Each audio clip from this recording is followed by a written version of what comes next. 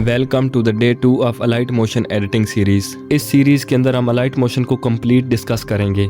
Day 1 के अंदर हमने इन चारों टूल्स को डिस्कस किया था। इन टूल्स के अंदर अलाइट मोशन के मुतालिक बेसिक इन्फॉर्मेशन थी, जैसे अगर अलाइट मोशन बहुत ज्यादा लैग करना शुरू कर दे तो उसको कैसे सोल्व किया जाता है, क्लाउड, एलिमेंट और XML का फीचर। ये कुछ ऐसे टूल्स हैं जिनके बारे में बिगनर्स को नहीं पता होता। अगर आपको भी इन टूल्स के बारे में नहीं पता तो इस वीडियो के बाद जाकर पहली वाली वीडियो को देख लेना। इस वीडियो के अंदर हम अलाइट मोशन के बेसिक डिस्कस करने की कोशिश करेंगे। ये वीडियो मैंने स्पेशली बिगनर्स के लिए रेडी की है, इसलिए अगर आप में से कोई बिगनर है तो इस वीडियो के बाद किसी और ट्यूटोरियल की जरूरत नहीं पड़ेगी। मैं इस वीडियो के अंदर भी ज्यादा कॉम्प्लिकेटेड चीजों को टच नहीं करूंगा, जैसे कैमरा हो गया, नल हो गया, एडवांस लेवल की फ्रेमिंग हो गई, मास्किंग का कैसे यूज करते हैं, एक्सेट्रा। इन चीजों को भी डिस्कस करेंगे, मगर हमने इस सीरीज को एक स्ट्रक्चर वाइज लेकर चलना है। बगैर किसी देर के अपनी वीडियो को स्टार्ट करते हैं। जैसे ही आप लाइट मोशन ओपन करते हो तो आपके सामने कुछ इस तरह का इंटरफेस ओपन होता है। आपने इधर प्लस वाले आइकन पर टैप करना है। इधर सबसे ऊपर आपको दो ऑप्शन देखने को मिल जाते हैं,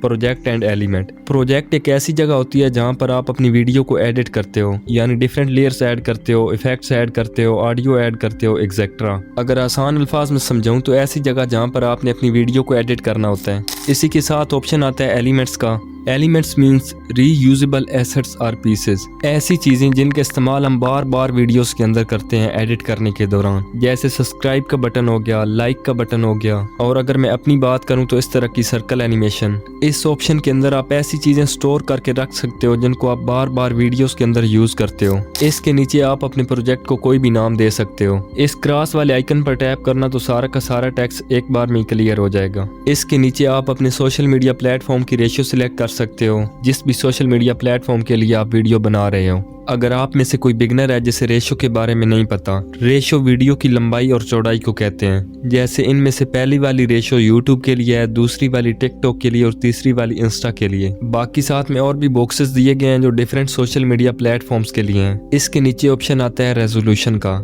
रेजोल्यूशन वीडियो की क्वालिटी और पिक्सल्स के साइज को कहते हैं। रेजोल्यूशन जितना ज्यादा होगा इतने ही ज्यादा पिक्सल्स होंगे, जितने ज्यादा पिक्सल्स होंगे इतनी ही ज्यादा वीडियो की क्वालिटी अच्छी होगी। सिंपली आप रेजोल्यूशन के अंदर 1080p सिलेक्ट कर लो। इसके नीचे ऑप्शन आता है फ्रेम रेट का।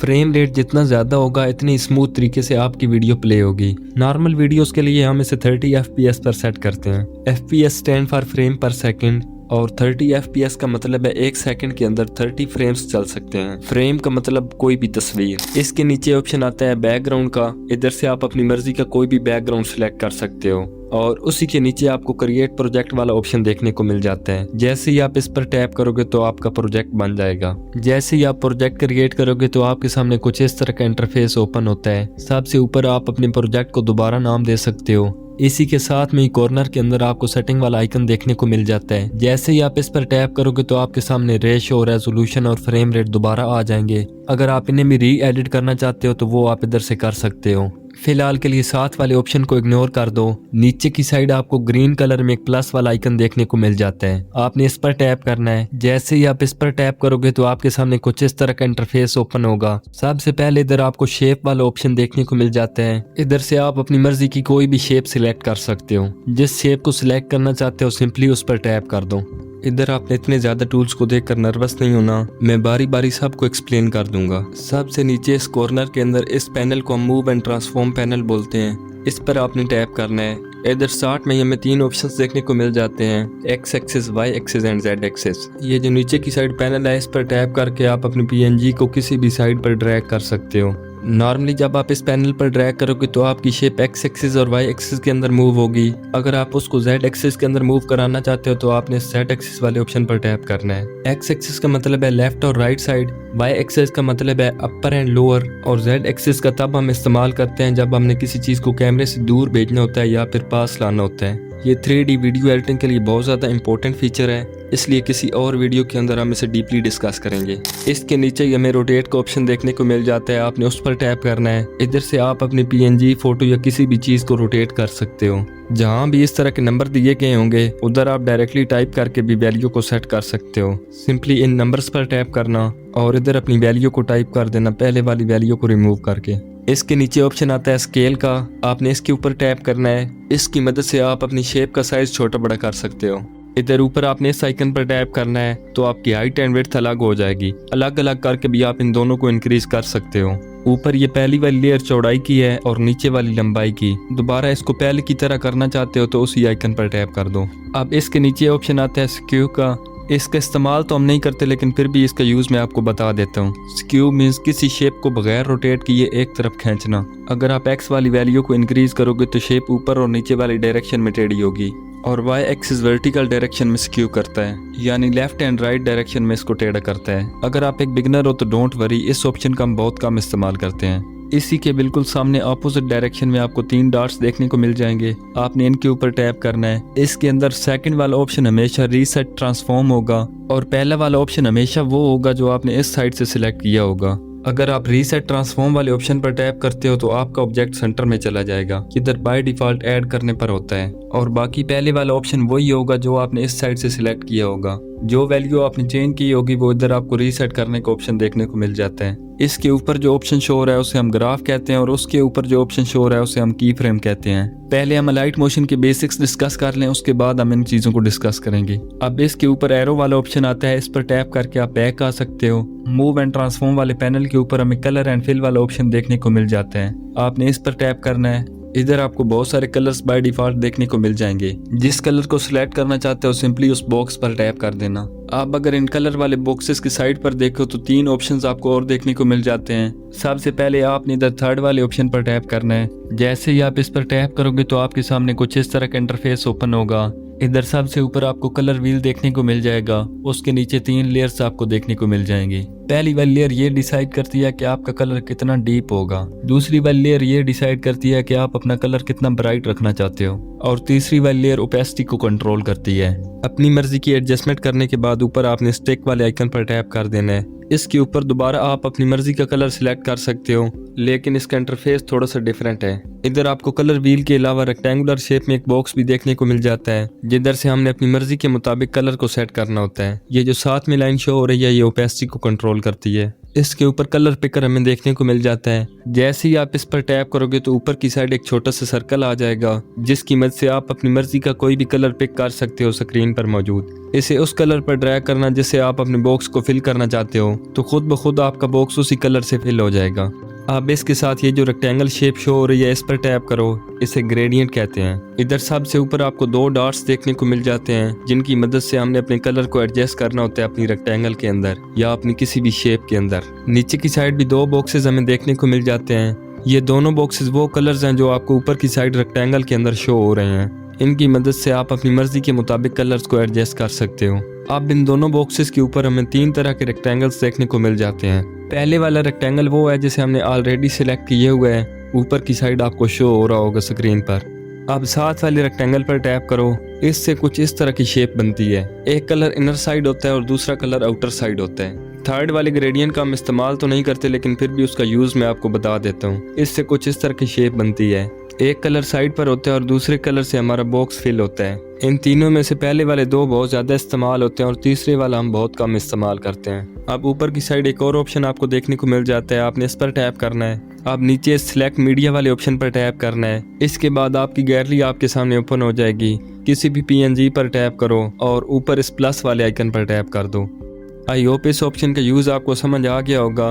गैलरी में से कोई भी चीज आप अपनी शेप के अंदर ऐड कर सकते हो। इसके नीचे हमें दोबारा 3 ऑप्शंस देखने को मिल जाते हैं, fit, fill and stretch. Fill के ऑप्शन के अंदर हमारा मेन फोकस फ्रेम को भरने पर होता है और इसको भरने के दौरान हो सकता है आपकी PNG साइड से क्रॉप हो जाए। फिट के ऑप्शन के अंदर आपकी मेन PNG सारी की सारी दिखाई जाती है, मगर हो सकता है जिस शेप के अंदर आप ऐड करने की कोशिश कर रहे हो उसकी साइड्स खाली रह जाएं। स्ट्रेच के ऑप्शन के अंदर ये आपकी मेन PNG को स्ट्रेच करके सारे एरिया को भर देगा। ये जो एक ऑप्शन हमने शुरू के अंदर नहीं डिस्कस किया, इसे नो फिल कहते हैं। इससे आपकी शेप के अंदर जो भी कलर होगा वो रिमूव हो जाएगा। कलर रिमूव होने के बावजूद जो उस बॉडी की असल शेप है वो खत्म नहीं होगी, बस वो कलर ना होने की वजह से इनविजिबल हो जाती है। जैसे ही आप कलर दोबारा इनेबल करोगे तो वो वापस आ जाएगी। अगर कलर नहीं है तो फिर भी आप उस पर स्ट्रोक भी ऐड कर सकते हो, बॉर्डर भी ऐड कर सकते हो और शेडो भी ऐड कर सकते हो। ये क्या चीजें हैं अभी हम इनको डिस्कस कर लेंगे। इधर साथ में आपको एक एरो शो हो रहा होगा, आपने उस पर टैप करना है और इधर से बैक आ जाना है। इसके साथ ही आपको स्ट्रोक वाला ऑप्शन देखने को मिल जाएगा, आपने इस पर टैप करना है। इधर फिर आपको 3 ऑप्शंस देखने को मिल जाते हैं। इधर सबसे पहला ऑप्शन जो मौजूद है उसे स्ट्रोक हम कहते हैं। इधर आपको एक कलर बॉक्स देखने को मिल जाएगा, एक ऑप्शन देखने को मिल जाएगा जो बाय डिफॉल्ट ऑफ होता है।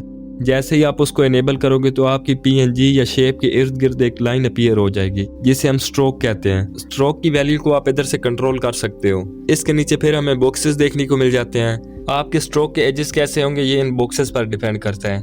एग्जाम्पल के लिए आपको स्क्रीन पर शो हो रहा होगा। इसके नीचे हमें दो और ऑप्शन देखने को मिल जाते हैं, स्टार्ट एंड एंड। फिलहाल के लिए इन दोनों ऑप्शंस को इग्नोर कर दो और नीचे इस बॉर्डर वाले ऑप्शन पर टैप करो। इधर फिलहाल आपको एक ही ऑप्शन शो हो रहा होगा, ऐड बॉर्डर। जैसे ही आप इस पर टैप करोगे आपके स्ट्रोक के अंदर एक बॉर्डर ऐड हो जाएगा। इधर सबसे नीचे आपको साइज वाला ऑप्शन देखने को मिल जाएगा जिधर से आप इसका साइज कंट्रोल कर सकते हो। उसके ऊपर एक कलर बॉक्स है जिधर से आप अपनी मर्जी के मुताबिक कोई भी कलर सिलेक्ट कर सकते हो। और उसके ऊपर फिर हमें तीन ऑप्शंस देखने को मिल जाते हैं, इनसाइड, सेंटर, आउटसाइड। अगर आप इनसाइड वाले ऑप्शन पर टैप करके नीचे से साइज की वैल्यू को इंक्रीज करते हो तो आउटसाइड से एक बॉर्डर अपीयर होता है जो अंदर की साइड इंक्रीज होता है। एग्जांपल के लिए आपको स्क्रीन पर शो हो रहा होगा। ये different types of frame create करने में बहुत ज्यादा हेल्पफुल साबित हो सकता है। अगर आप सेंटर वाले ऑप्शन पर टैप करते हो तो आपके स्ट्रोक के सेंटर में एक बॉर्डर अपीयर हो जाएगा जिसका साइज दोनों साइड्स पर इंक्रीज होता है, इनसाइड भी और आउटसाइड भी। और आखिर पर ऑप्शन आता है आउटसाइड का। इस पर अगर आप टैप करके इसकी वैल्यू को इंक्रीज करते हो तो आउटसाइड पर एक बॉर्डर इंक्रीज होगा जो ना ही स्ट्रोक को अफेक्ट करता है और ना ही मेन पीएनजी को। डोंट वरी, इस ऑप्शन का भी हम बहुत कम इस्तेमाल करते हैं। अगर आप इसको डिलीट करना चाहते हो तो इधर इस आइकन पर टैप कर दो। अब इसके नीचे ऑप्शन आता है शैडो का, आपने इसके ऊपर टैप करना है। इस फीचर को समझाने के लिए फिलहाल मैं पहले स्ट्रोक को ऑफ कर देता हूँ ताकि हमें आसानी हो। इधर स्टार्ट के अंदर ये आपको एक ऑप्शन देखने को मिल जाता है जो डिफॉल्ट तौर पर ऑफ होता है। आपने सबसे पहले इसको इनेबल करना है। उसके नीचे आपको एक कलर बॉक्स देखने को मिल जाएगा। आपने इधर से कोई भी एक कलर पिक कर लेना है और फिर नीचे से साइज की वैल्यू को इंक्रीज करना है। आई होप इस ऑप्शन का यूज आपको समझ आ गया होगा। हम ग्लो ऐड करने के लिए ज्यादातर इसी फीचर का इस्तेमाल करते हैं लाइट मोशन के अंदर। साइज के नीचे आपको अल्फा का ऑप्शन देखने को मिल जाएगा जिधर से आप इसकी ओपेसिटी को कंट्रोल कर सकते हो। और उसके नीचे आपको पोजीशन का ऑप्शन देखने को मिल जाता है जो ये डिसाइड करता है कि आपका ग्लो किस साइड से विजिबल होगा, लेफ्ट साइड से, राइट साइड से, अपर साइड से या फिर लोअर साइड से। नॉर्मली जब भी आपने ग्लो ऐड करना है तो पोजीशन की वैल्यू को नहीं छेड़ना। ऊपर से कलर अपनी मर्जी का सिलेक्ट करना है और नीचे से साइज की वैल्यू को सेट करना है। और अगर लगे कि ग्लो ज्यादा है तो आपने अल्फा की वैल्यू को डिक्रीज कर लेना है। इधर से सैरो पर टैप करके आपने बैक आना है। स्ट्रोक के नीचे ही आपको एडिट शेप वाला ऑप्शन देखने को मिल जाएगा, आपने इसके ऊपर टैप करना है। इधर आपको एक साइज नाम का ऑप्शन देखने को मिल जाएगा जिसके अंदर दो वैल्यूज होंगी, X axis and Y axis. इधर से आप अपनी शेप को एडिट कर सकते हो। एक्स एक्सिस विड्थ को कंट्रोल करता है और वाई एक्सिस लेंथ को कंट्रोल करता है। अब इधर से इस एरो पर टैप करके बैक आओ। जब भी आप किसी शेप को ऐड करोगे तो इधर आपको एक प्रीसेट नाम का भी ऑप्शन देखने को मिल जाएगा। आपने इसके ऊपर टैप करना है और इधर से डिस्कवर प्रीसेट्स वाले ऑप्शन पर टैप करना है। जैसे ही आप इस ऑप्शन पर टैप करोगे तो आपके सामने कुछ इस तरह का इंटरफेस ओपन होगा। इधर से आप कोई भी प्रीसेट डाउनलोड करके अपनी शेप के अंदर लगा सकते हो। एग्जांपल के लिए मैं एक ऐड कर लेता हूँ ताकि आप लोगों को समझ आ सके। जिस प्रीसेट को ऐड करना चाहते हो सिंपली उस पर टैप करो। उसके बाद आपके सामने कुछ इस तरह का इंटरफेस ओपन होगा और इधर से आपने इस इंपोर्ट वाले ऑप्शन पर टैप कर देना है। अब आगे जाने से पहले ये आपको एक बार प्रीव्यू दिखाता है। अगर आपको प्रीसेट पसंद आ जाती है तो ऊपर आपने इस अप्लाई वाले ऑप्शन पर टैप कर देना है। अगर आप इस प्रीसेट को डिलीट करना चाहते हो तो आपने दोबारा इस प्रीसेट वाले ऑप्शन पर टैप करना है। इधर इस 3 डॉट्स पर टैप करना है। इधर आपको डिलीट वाला ऑप्शन देखने को मिल जाएगा, आपने इसके ऊपर टैप कर देना है। अगर ध्यान से देखो तो प्रीसेट डिलीट करने के बावजूद हमारी शेप वैसी की वैसी ही है।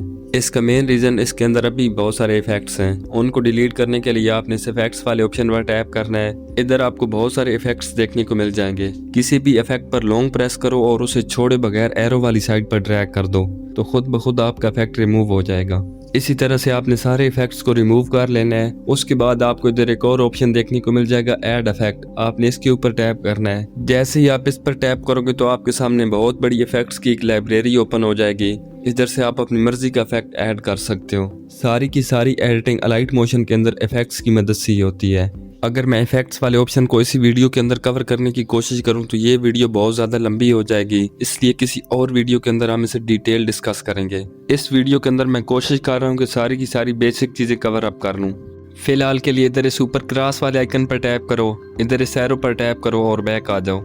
इसी के ऊपर आपको एक और ऑप्शन देखने को मिल जाएगा ओपेसिटी वाला। आपने इसके ऊपर टैप करना है। इधर से आप अपनी शेप की ओपेसिटी को कंट्रोल कर सकते हो, यानी वो शेप कितनी विजिबल होगी। इसके अलावा अगर कोई भी मटेरियल ऐड किया हुआ है तो वो कितना विजिबल होगा, वो ये ऑप्शन डिसाइड करता है, जिसे आप अपनी मर्जी के मुताबिक सेट कर सकते हो। इसी के नीचे आपको और भी बहुत सारे ऑप्शन देखने को मिल जाएंगे।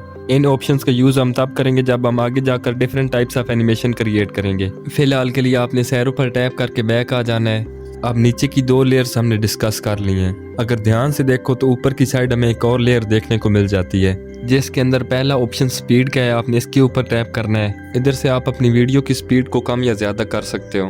अगर आपने स्लोमो लगाना हुआ तो वो इधर से ही अप्लाई होगा। इस डार्ट को अगर पीछे की साइड ड्रैग करोगे तो इसकी स्पीड लो होगी और आगे की साइड ड्रैग करोगे तो इसकी स्पीड हाई होगी। अब इधर सबसे इम्पोर्टेंट चीज़ ये कि आपने इसकी स्पीड को 0.05 पर नहीं करना, क्योंकि अक्सर इस स्पीड पर लाइट मोशन क्रैश कर जाता है। इधर से सैरो पर टैप करके दोबारा बैक हो। इसी के सामने ये जो 3 ऑप्शन शो हो रहे हैं, ये हम वीडियो से एक्स्ट्रा पार्ट रिमूव करने के लिए इस्तेमाल करते हैं। एग्जाम्पल के लिए मैं एक वीडियो को ऐड करता हूँ ताकि आप लोगों को समझ आ सके। इसे डिलीट करने के लिए आपने सबसे पहले इसकी लेयर पर टैप करना है और ऊपर इस डिलीट वाले आइकन पर टैप कर देना है। इसके बाद दोबारा प्लस वाले आइकन पर टैप करो। इधर आपको साथ में मीडिया वाला ऑप्शन देखने को मिल जाएगा। आपने इसके ऊपर टैप करना है। अगर आप इस ऑप्शन का पहली बार यूज कर रहे हो तो ये आपसे परमिशन मांगेगा। सिंपली तब आपने अलाउ वाले ऑप्शन पर टैप करना है। अब इधर आपको 6 बॉक्सेस देखने को मिल जाएंगे। आपने इसके ऊपर टैप करना है। जैसे ही आप इसके ऊपर टैप करोगे तो आपकी गैलरी आपके सामने ओपन हो जाएगी। अब ऊपर इस एरो पर टैप करो। जैसे ही आप इस एरो पर टैप करोगे तो आपके मोबाइल के अंदर जितने भी फोल्डर्स हैं वो आपके सामने शो हो जाएंगे। जिस फोल्डर से आप कोई भी चीज़ ऐड करना चाहते हो सिंपली उस पर टैप करो। इधर से अपने मटेरियल को सिलेक्ट करो और ऊपर इस प्लस वाले आइकन पर टैप कर दो। अब आपकी वीडियो टाइमलाइन के अंदर इंपोर्ट हो चुकी है। सबसे पहले इस लेयर पर टैप करो। अब आपको समझाने के लिए मैं इस टाइमलाइन से थोड़ा सा आगे जाता हूँ। लेट्स सपोज इससे पीछे जितना भी पार्ट है वो मैं कट करना चाहता हूँ, यानी उस पार्ट को मैं रिमूव करना चाहता हूँ, तो मैं इस आइकन पर टैप कर दूंगा। जैसे ही आप इस आइकन पर टैप करोगे तो उससे पीछे जितना भी पार्ट होगा वो रिमूव हो जाएगा। अब अगर इस लेयर को बिल्कुल शुरू में लाना चाहते हो तो इसी लेयर पर आपने लॉन्ग प्रेस करना है और इसे आगे की साइड ड्रैग करना है। एक तरीका ये है और दूसरा तरीका भी मैं आपको समझा देता हूँ। इस अंडू वाले आइकन पर टैप करो। अब इस टाइमलाइन के बिल्कुल शुरू में आपने आना है। ये जो एक साइड पर आपको आई शो हो रही होगी, आपने इस पर लॉन्ग प्रेस करना है। फिर आपको नीचे इस तरह के 2 ऑप्शन शो हो जाएंगे। इधर से आपने सेकंड वाले आइकन पर टैप करना है। जैसे ही आप इस पर टैप करोगे तो आपकी वीडियो उधर आ जाएगी जिधर ये वाइट लाइन होगी। दोबारा मैं इस टाइमलाइन से थोड़ा सा आगे जाता हूँ आपको समझाने के लिए। इस लेयर पर आपने दोबारा टैप करना है और इस बार आपने इस आइकन पर टैप करना है। जैसे ही आप इस आइकन पर टैप करोगे तो राइट साइड पर जितनी भी वीडियो होगी वो रिमूव हो जाएगी। अगर आप अपनी वीडियो के लेफ्ट या राइट साइड से एक्स्ट्रा पार्ट रिमूव करना चाहते हो तो इन दोनों ऑप्शंस का यूज कर सकते हो। अब वीडियो के सेंटर से एक्स्ट्रा पार्ट को रिमूव कैसे करते हैं वो भी डिस्कस कर लेते हैं। लेट्स सपोज इससे आगे मैं अपनी वीडियो से कोई पार्ट कट करना चाहता हूँ, तो इधर मैं इसी टाइमलाइन पर रहकर इस लेयर पर टैप करूंगा और इधर इस सेंटर वाले आइकन पर टैप कर दूंगा। जैसे ही आप इस सेंटर वाले आइकन पर टैप करोगे तो आपकी लेयर 2 पार्ट्स में डिवाइड हो जाएगी। अब आगे उस टाइमलाइन तक जाओ जिधर तक आप एक्स्ट्रा पार्ट रिमूव करना चाहते हो। एग्जाम्पल के लिए मैं थोड़ा सा आगे जाता हूँ। इधर जो भी ऊपर की साइड लेयर होगी आपने उसके ऊपर टैप करना है और दोबारा स्प्लिट वाले आइकन पर टैप कर देना है। अब दोबारा आपकी लेयर 2 पार्ट्स में डिवाइड हो जाएगी। अब सेंटर के अंदर एक्स्ट्रा वीडियो का पार्ट अलग हो गया है। सिंपली उस पर टैप करो। जैसे ही आप उस पर टैप करोगे तो आपको ऊपर की साइड एक डिलीट वाला आइकन देखने को मिल जाएगा। आपने इसके ऊपर टैप कर देना है। अब इन दोनों टाइमलाइन के अंदर एक छोटा सा गैप आ गया है। सिंपली दूसरी वाली लेयर पर लॉन्ग प्रेस करो और उसे आगे की साइड ड्रैग करो। अब आपने अपनी वीडियो के अंदर टेक्स्ट कैसे ऐड करना है उसको भी डिस्कस कर लेते हैं। इसके लिए सबसे पहले आपने प्लस वाले आइकन पर टैप करना है, तो इधर नीचे की साइड ही आपको ऐड टेक्स्ट वाला ऑप्शन देखने को मिल जाएगा। आपने इसके ऊपर टैप कर देना है। जैसे ही आप इस पर टैप करोगे आपकी एक टेक्स्ट लेयर वीडियो के अंदर ऐड हो जाएगी। इधर आपने अपनी मर्जी के मुताबिक टेक्स्ट को टाइप कर लेना है। फिर अगर ऊपर की साइड ध्यान से देखो तो आपको 4 ऑप्शन शो हो रहे होंगे। सबसे पहला ऑप्शन अलाइनमेंट्स का है। ये डिसाइड करता है कि आपका टेक्स्ट लेफ्ट साइड पे होगा, राइट साइड पे होगा या फिर सेंटर में होगा। बाय डिफॉल्ट हमारा टेक्स्ट लेफ्ट साइड से अपीयर होता है। अगर इसको सेंटर में करना चाहते हो तो इस अलाइनमेंट वाले ऑप्शन पर एक बार टैप कर दो और अगर राइट साइड पर करना चाहते हो तो दोबारा इस अलाइनमेंट वाले ऑप्शन पर टैप कर दो। इसके साथ ये जो ऑप्शन शो हो रहा है ये फॉन्ट्स का है। आपने इसके ऊपर टैप करना है। जैसे ही आप इस पर टैप करोगे तो आपके सामने सिर्फ एक फॉन्ट शो होगा अगर आप इसको पहली बार यूज कर रहे हो तो। इसके नीचे की साइड ये आपको व्यू ऑल फॉन्ट्स नाम का एक ऑप्शन देखने को मिल जाएगा। आपने इसके ऊपर टैप करना है। जैसे ही आप इसके ऊपर टैप करोगे तो आपके सामने अलाइट मोशन की फॉन्ट्स की लाइब्रेरी ओपन हो जाएगी। इधर से आप अपनी मर्जी का कोई भी फॉन्ट सिलेक्ट कर सकते हो। ज्यादातर फॉन्ट्स का इस्तेमाल आप इंटरनेट के बगैर कर सकते हो, बट कुछ फॉन्ट्स ऐसे होते हैं जिनके लिए हमें इंटरनेट की ज़रूरत पड़ती है। अगर ध्यान से देखो तो ऊपर कॉर्नर के अंदर हमें 3 लेयर्स देखने को मिल जाती हैं। आपने इसके ऊपर टैप करना है। जैसे ही आप इसके ऊपर टैप करोगे तो आपके सामने कुछ इस तरह का इंटरफेस ओपन होगा। इधर से मैंने इस इम्पोर्टेड वाले चेक बॉक्स को इनेबल किया हुआ है। इसको डिसेबल करने के लिए आपने दोबारा इसके ऊपर टैप कर देना है। इम्पोर्टेड वाले सेक्शन के अंदर आपको वो फॉन्ट्स शो होते हैं जो आपने खुद इंपोर्ट किए होते हैं डाउनलोड करके। अगर आप एक बिगनर हो तो मैं आपको ये रिकमेंड करूंगा कि इधर से सेकंड वाले चेक बॉक्स के ऊपर टैप कर दो। जैसे ही आप इसके ऊपर टैप करोगे तो आपके सामने कुछ इस तरह की फॉन्ट्स की लाइब्रेरी ओपन होगी। ये वो फॉन्ट्स हैं जो ज्यादातर वीडियो एडिटर्स अपनी वीडियोस के अंदर इस्तेमाल करते हैं। अगर आप एक बिगनर हो तो मैं आपको ये रिकमेंड करूंगा कि एक फॉन्ट के डिफरेंट वेरिएंट इस्तेमाल करो। फॉर एग्जाम्पल, अगर आप रोबोटो फॉन्ट का इस्तेमाल कर रहे हो तो कोशिश करना सारी वीडियो के अंदर उसी फॉन्ट का यूज करना। उसके डिफरेंट वेरिएंट इस्तेमाल कर लेना, जैसे लाइटर हो गया, रेगुलर हो गया, मीडियम हो गया, बोल्ड हो गया। और अगर फॉन्ट्स के मुतालिक ज्यादा इन्फॉर्मेशन चाहिए तो आप यूट्यूब पर जाकर सर्च कर सकते हो टाइपोग्राफी। हम अपनी वीडियोस के अंदर एक से भी ज्यादा फॉन्ट्स का इस्तेमाल कर सकते हैं, बट एक बिगनर को फॉन्ट पेयरिंग के बारे में कुछ भी नहीं पता होता। इसलिए बिगनर्स को मैं एक ही फॉन्ट रिकमेंड करता हूँ। आप जिस भी फॉन्ट को ऐड करना चाहते हो सिंपली उसके ऊपर टाइप कर दो।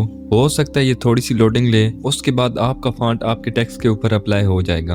अब इसी के साथ आपको एक ऑप्शन देखने को मिल जाता है जिसके आखिर पर लिखा हुआ है PT।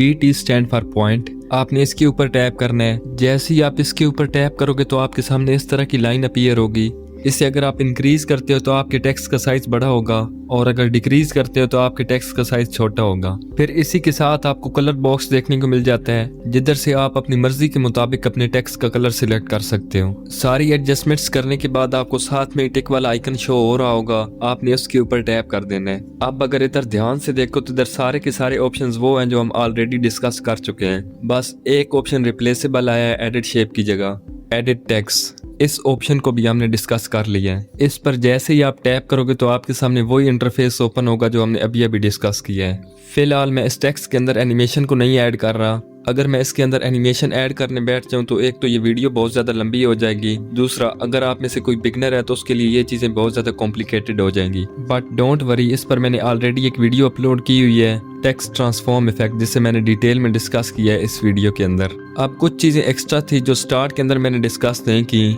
उनको भी डिस्कस कर लेते हैं। इन चीज़ों की इंपॉर्टेंस तो ज़्यादा नहीं है, लेकिन जो अलाइट मोशन के नए नए यूजर्स आते हैं उनको इन चीज़ों के बारे में नहीं पता होता। जैसे ही आप एडिट टेक्स्ट वाले ऑप्शन पर टैप करते हो तो आपके सामने इस तरह के ग्रीन डॉट भी आता है जिसके साथ एक रेक्टेंगल भी होती है और उसका एक एरिया भी होता है। जैसे ही वो रेक्टेंगल का एरिया भर जाता है तो आपका टेक्स्ट खुद ब खुद दूसरी लाइन के अंदर शिफ्ट हो जाता है। अगर आप चाहते हो कि आपका सारा का सारा टेक्स्ट एक लाइन के अंदर ही अपीयर हो तो आपने इस ग्रीन डॉट को अपने टेक्स्ट से दूर खींचना है। जैसे ही आप ऐसा करोगे तो आपकी रेक्टेंगल का एरिया खुद ब खुद इंक्रीज हो जाएगा। एक चीज़ ये डिस्कस करने वाली थी और दूसरी फॉन्ट्स लाइब्रेरी के अंदर है। जैसे ही आप अलाइट मोशन की फॉन्ट्स लाइब्रेरी को ओपन करते हो तो आपको ऊपर की साइड सर्च करने का भी ऑप्शन देखने को मिल जाता है। इधर से आप अपनी मर्जी के मुताबिक कोई फॉन्ट भी सर्च कर सकते हो। फॉर एग्जांपल, आप इस ऊपर वाले टेक्स्ट को इधर से रिमूव कर दो और इस 3 लेयर्स वाले आइकन पर टैप करो। जैसे ही आप इस पर टैप करोगे तो आपको नीचे की साइड एक फेवरेट की कैटेगरी भी देखने को मिल जाती है। एग्जांपल के लिए मैं एक फॉन्ट को फेवरेट के अंदर ऐड करता हूँ। किसी भी फॉन्ट को फेवरेट के अंदर ऐड करने के लिए उसके नीचे की साइड आपको एक स्टार वाला आइकन देखने को मिल जाएगा, आपने उसके ऊपर टैप कर देना है। जैसे ही आप उसके ऊपर टैप करोगे तो आपका खुद ब खुद फॉन्ट फेवरेट के अंदर ऐड हो जाएगा। आप दोबारा इस 3 लेयर वाले आइकन पर टैप करो, इस सैंस सेरिफ वाले चेक बॉक्स को डिसेबल कर दो और फेवरेट वाले चेक बॉक्स को एनेबल कर दो। अब जो फॉन्ट आपने फेवरेट के अंदर ऐड किया था वो इधर शो हो जाएगा। ये जो सेकंड वाले फॉन्ट के ऊपर एक वार्निंग सी बनी हुई है, ये इसलिए कि मैं डाटा का यूज नहीं कर रहा। जहाँ भी आपको इस तरह की वार्निंग देखने को मिल जाए तो समझ जाना कि आप डाटा के बगैर इस फॉन्ट का इस्तेमाल नहीं कर सकते। आप दोबारा इस 3 लेयर वाले आइकन पर टैप करो और इस फेवरेट वाले चेक बॉक्स को डिसेबल कर दो। नीचे की साइड आपको सेटिंग वाला ऑप्शन देखने को मिल जाएगा जिसके अंदर बाय डिफॉल्ट पॉपुलर सिलेक्ट होगा, आपने उसके ऊपर टैप करना है। इधर आपको एक और सेकंड ऑप्शन देखने को मिल जाएगा, अल्फाबेटिकल। एक बार इस पर टैप करो अब जितने भी फॉन्ट्स आपके सामने शो हो रहे हैं वो सारे के सारे स्ट्रक्चर वाइज शो हो रहे हैं। जैसे पहले फॉन्ट्स की जितनी भी फैमिली हैं वो ए से स्टार्ट हो रही हैं, दूसरे फॉन्ट की जितनी भी फैमिलीज होंगी वो बी से स्टार्ट होंगी, और तीसरे फॉन्ट की जितनी भी फैमिलीज होंगी वो सी से स्टार्ट होंगी, एंड सो ऑन। आसान अल्फाज के अंदर जिनके नाम के शुरू में ए आता है, फिर बी आता है, फिर सी आता है, इस तरह करके। एग्जाम्पल के लिए पहले फॉन्ट्स ही देख लेते हैं। पहला फॉन्ट शुरू हो रहा है ए बी से, दूसरा भी इसी तरह करके। नीचे की साइड स्क्रॉल करते हैं, इधर ए सी से स्टार्ट हो रहा है, फिर नीचे की साइड ए डी से। इस तरह करके आपको फॉन्ट शो होंगे सारे के सारे। दोबारा इस 3 लेयर वाले आइकन पर टैप करो और इस सेटिंग के अंदर पॉपुलर वाला ऑप्शन दोबारा सिलेक्ट कर लो, क्योंकि इस ऑप्शन के अंदर वो फॉन्ट्स शो होते हैं जो ज़्यादातर क्रिएटर्स इस्तेमाल करते हैं। इसके नीचे आपको लैंग्वेज वाला ऑप्शन देखने को मिल जाएगा, आपने इसके ऊपर टैप करना है। जैसे ही आप इसके ऊपर टैप करोगे तो आपके सामने डिफरेंट टाइप ऑफ लैंग्वेजेस आ जाएंगी। इधर से आप किसी भी लैंग्वेज को सिलेक्ट कर सकते हो अपनी मर्जी के मुताबिक। फिर आपके सामने वो फॉन्ट्स शो होंगे जो उस स्पेसिफिक लैंग्वेज के लिए सूटेबल हैं। इसके नीचे आपको इंपोर्ट फॉन्ट वाला ऑप्शन देखने को मिल जाएगा। जैसे ही आप इसके ऊपर टैप करोगे तो आपके मोबाइल के अंदर जितनी भी फाइल्स हैं वो आपके सामने शो हो जाएंगी। फिलहाल इस ऑप्शन को नहीं डिस्कस करते क्योंकि चीज़ें ज़्यादा कॉम्प्लिकेटेड हो जाएंगी। अब आपने अपनी वीडियो के अंदर ऑडियो को किस तरह ऐड करना है उसको भी डिस्कस कर लेते हैं। इसके लिए सबसे पहले आपने प्लस वाले आइकन पर टैप करना है, फिर इधर से इस ऑडियो वाले सेक्शन पर टैप करना है। अगर आप पहली बार इस ऑप्शन को यूज कर रहे हो तो ये आपसे परमिशन मांगेगा, सिंपली तब आपने अलाउ वाले ऑप्शन पर टैप कर देना है। इधर से आपने इस व्यू ऑल वाले ऑप्शन पर टैप करना है और फिर से सॉन्ग वाले ऑप्शन पर टैप करना है। इसके बाद आपके मोबाइल के अंदर जितनी भी ऑडियोज होंगी वो आपके सामने शो हो जाएंगी। इधर से आप जिसको भी ऐड करना चाहते हो सिंपली उसके सामने एक प्लस वाला आइकन शो हो रहा होगा, आपने उसके ऊपर टैप कर देना है। ऑडियो वाले लेयर के अंदर सिर्फ इतने ही ऑप्शंस अवेलेबल हैं अलाइट मोशन के अंदर। इधर एक ऑप्शन हमने डिस्कस नहीं किया, वो है ये वॉल्यूम वाला, आपने इसके ऊपर टैप करना है। इधर से आप इसका वॉल्यूम ज्यादा या कम कर सकते हो। ऑडियो को किस तरह एडिट करते हैं ये हम किसी और वीडियो के अंदर डिस्कस करेंगे। फिलहाल आपके लिए यही एडवाइस है कि ये वीडियो एडिटिंग के लिए एप्लीकेशन बेस्ट है, बट ऑडियो के लिए इस एप्लीकेशन का यूज मत करना। आप जितनी भी ऑडियो को रिकॉर्ड करना चाहते हो या फिर उसे एडिट करना चाहते हो वो किसी और एप्लीकेशन के अंदर कर लेना। इसके अंदर ऑडियो एडिटिंग बहुत ज्यादा डिफिकल्ट है। अब कुछ और ऐसे ऑप्शंस हैं जिनको अभी तक हमने डिस्कस नहीं किया। एग्जांपल के लिए मैं एक स्क्वायर शेप को ऐड कर लेता हूँ। जैसे ही आप इस शेप को ऐड करोगे तो आपको ऊपर की साइड 3 डॉट्स देखने को मिल जाएंगे, आपने इनके ऊपर टैप करना है। फिलहाल के लिए पहले 3 ऑप्शंस को इग्नोर कर दो।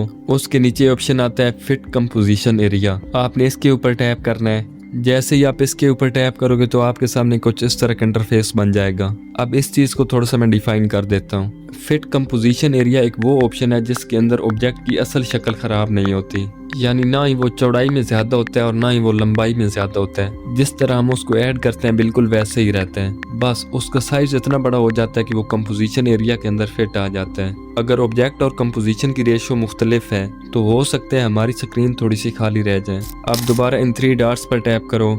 इसके नीचे ऑप्शन आता है फिल कंपोजिशन एरिया, आपने इसके ऊपर टैप करना है। जैसे ही आप इसके ऊपर टैप करोगे तो आपका ऑब्जेक्ट सारी की सारी रेशो को कवर कर लेगा। कवर करने के दौरान हो सकता है कि आपका ऑब्जेक्ट स्क्रीन से भी बड़ा हो जाए, लेकिन आपके ऑब्जेक्ट की असल रेशो चेंज नहीं होगी। अब दोबारा इन 3 डॉट्स पर टैप करो। इसके नीचे ऑप्शन आता है स्ट्रेच टू कंपोजिशन एरिया, आपने इसके ऊपर टैप करना है। जैसे ही आप इसके ऊपर टैप करोगे तो आपका इंटरफेस कुछ इस तरह का हो जाएगा, यानी जो भी ऑब्जेक्ट आपने ऐड किए हुए वो आपकी सिलेक्ट की हुई रेशो के अंदर फिट हो जाएगा। अब इसके नीचे ऑप्शन आता है कन्वर्ट टू आउटलाइन। उसके नीचे हमें कुछ स्पेसिफिक बॉक्सेस देखने को मिल जाते हैं जिनके अंदर डिफरेंट कलर्स होते हैं। अगर आप अपनी किसी स्पेसिफिक लेयर को हाईलाइट करना चाहते हो तो आप इस तरह कर सकते हो। एग्जाम्पल के लिए आपको स्क्रीन पर शो हो रहा होगा, जो कलर आप सिलेक्ट करोगे उस स्पेसिफिक कलर से आपकी लेयर हाईलाइट हो जाएगी। अब बाकी की 3 ऑप्शंस को डिस्कस करने के लिए मैंने एक PNG को ऐड कर लिया है। ये जो ऊपर की साइड आपको लाइंस शो हो रही हैं इसे ग्रिड कहते हैं। इसको कैसे एनेबल करना है वो भी आप आगे जाकर सीख लोगे। लेट्स सपोज हमारी ऐड की हुई PNG या ऑब्जेक्ट कुछ ऐसी सिचुएशन के अंदर है। मैं नहीं चाहता कि इसका हैंड कट हो, मैं चाहता हूँ कि इसका हैंड दूसरी तरफ हो, इसके ऑपोजिट साइड हो। मैं ऊपर की साइड 3 डॉट्स पर टैप करूंगा और इधर से फ्लिप हॉरिजॉन्टल वाले ऑप्शन पर टैप कर दूंगा। जैसे ही मैंने इस ऑप्शन पर टैप किया तो हमारी PNG ने खुद ब खुद अपनी पोजीशन चेंज कर ली है। फिलहाल के लिए इस ग्रिड को ऑफ कर देते हैं। इसे ऑफ करने के लिए आपने इस आइकन पर टैप करना है और ऊपर इस आइकन पर टैप कर देना है। अब दोबारा इन 3 डॉट्स पर टैप करो और इधर से फ्लिप वर्टिकल वाले ऑप्शन पर टैप कर दो। जैसे ही आप इस ऑप्शन पर टैप करोगे तो आपकी PNG उल्टी लटक जाएगी। इस ऑप्शन का भी हम यूज करते हैं लेकिन बहुत कम। दोबारा अगर अपनी PNG को पुरानी स्टेट में लाना चाहते हो तो उन्हीं ऑप्शंस पर बारी बारी जाकर टैप कर दो। अगर ध्यान से देखो तो जब भी हम प्रोजेक्ट क्रिएट करते हैं तो ऊपर की साइड हमें इस तरह के एक लेंस देखने को मिल जाता है। आपने इसके ऊपर टैप करना है। जैसे ही आप इसके ऊपर टैप करोगे तो ये इनेबल हो जाएगा। अब स्क्रीन के जिस पार्ट में भी आप जूम करना चाहते हो वहाँ पर आप जूम कर सकते हो। इसके अलावा नीचे की साइड आपको इस तरह का आइकन देखने को मिल जाता है। आपने इसके ऊपर टैप करना है। इधर ये जो आपको प्लस माइनस वाले आइकन देखने को मिल जाते हैं, इधर से भी आप जूम कर सकते हो। 100% पर हमारी नॉर्मल स्क्रीन होती है। जूम इन करने के लिए आपने प्लस वाले आइकन पर टैप करना है और जूम आउट करने के लिए आपने माइनस वाले आइकन पर टैप करना है। इसके ऊपर ये जो आइकन है ये कैमरे वाली लेयर के लिए है। ये सिर्फ तब वर्क करता है जब हम अपने प्रोजेक्ट के अंदर कैमरे वाली लेयर को ऐड करते हैं। इसके ऊपर ब्लेंडिंग वाला आइकन है, फिलहाल के लिए इसे इग्नोर कर दो। इसके ऊपर ग्रिड वाला आइकन है, उसके ऊपर टैप करो। जैसे ही आप इसके ऊपर टैप करोगे तो आपका ग्रिड एनेबल हो जाएगा।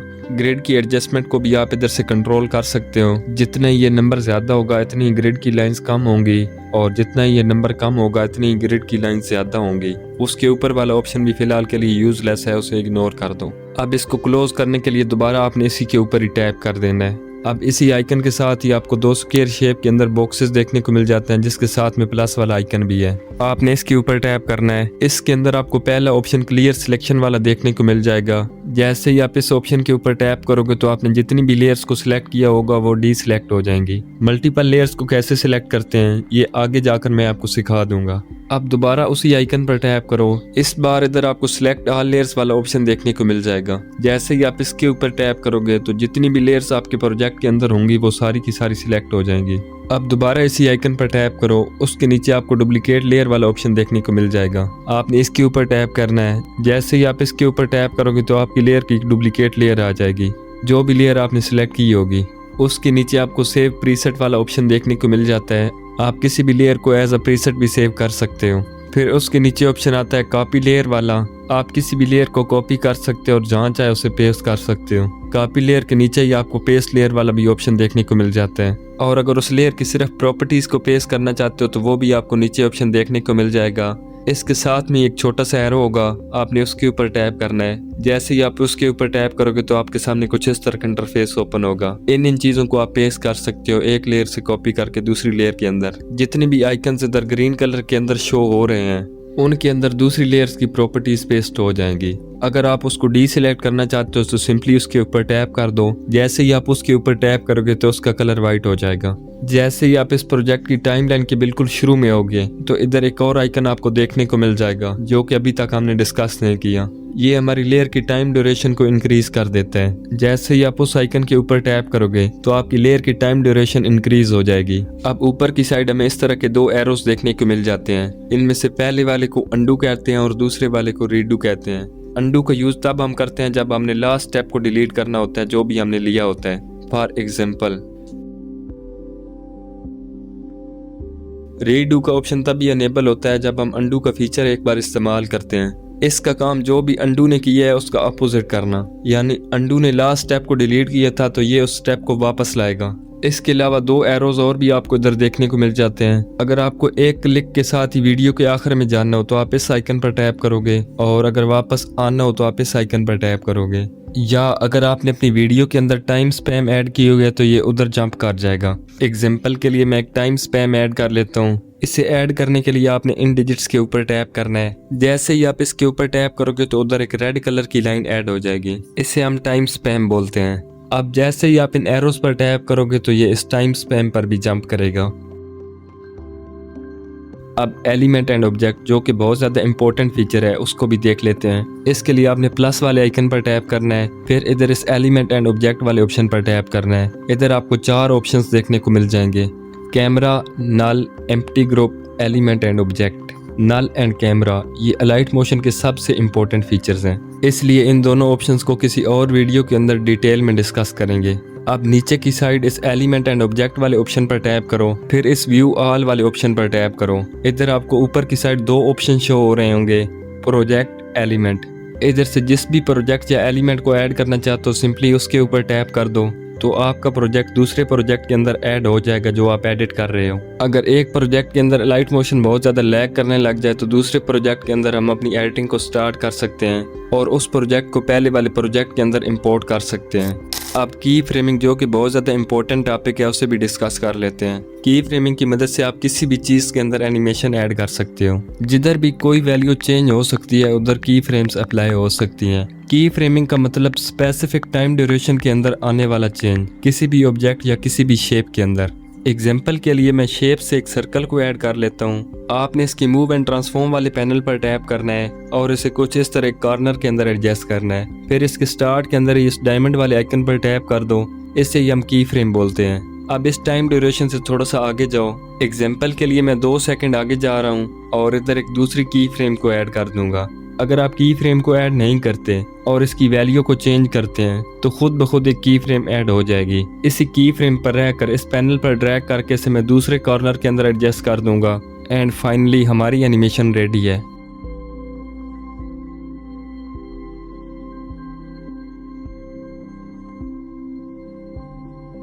जहाँ पर भी आप की फ्रेम को ऐड करते हो वहाँ पर आप ग्राफ को भी अप्लाई कर सकते हो। ग्राफ ये डिसाइड करता है कि उस स्पेसिफिक टाइम ड्यूरेशन के अंदर उस ऑब्जेक्ट या शेप की एनिमेशन कैसी होगी, यानी स्लो होगी, फास्ट होगी, बाउंसी टाइप होगी या फिर रिपीट होने वाली होगी, एक्सेट्रा इस तरह की एनिमेशन। इसको ऐड करने के लिए आपने इन दोनों की फ्रेम्स के सेंटर में आना है और इधर से इस ग्राफ वाले आइकन पर टैप करना है। जैसे ही आप इसके ऊपर टैप करोगे तो आपके सामने डिफरेंट ग्राफ शो हो जाएंगे। इधर से आप अपनी मर्जी के मुताबिक कोई भी ग्राफ ऐड कर सकते हो। फिलहाल इस वीडियो के अंदर मैंने की फ्रेमिंग को टच किया, किसी और वीडियो के अंदर हम इसे डिटेल में डिस्कस करेंगे। मैं इस वीडियो को बिल्कुल बिगनर फ्रेंडली रखना चाहता हूँ, इसलिए मैं ज़्यादा कॉम्प्लिकेटेड चीज़ों को टच नहीं कर रहा। अगर आप में से कोई बिगनर है तो उसके लिए यही काफ़ी है कि जहाँ भी कोई वैल्यू चेंज हो सकती है वहाँ पर आप की फ्रेम्स को ऐड कर सकते हो। जिधर भी की फ्रेम ऐड हो सकती है उधर ग्राफ भी ऐड हो सकते हैं। ये आप पर डिपेंड करता है कि आप एनिमेशन को बिल्कुल लीनियर रखना चाहते हो या फिर उसके अंदर किसी ग्राफ को ऐड करना चाहते हो। आने वाली वीडियोस के अंदर हम कैमरा, नल, वेक्टर ड्राइंग, एडवांस लेवल की फ्रेमिंग, मास्किंग और किस तरह अलाइट मोशन के अंदर 3D वीडियो एडिटिंग करते हैं, इन चीज़ों को डिस्कस करने की कोशिश करेंगे। आई होप इस वीडियो से भी आपको कुछ ना कुछ ज़रूर सीखने को मिला होगा। अगर टेक्स्ट एडिटिंग के बारे में डिटेल में जानना है तो इस वीडियो को वॉच कर सकते हो।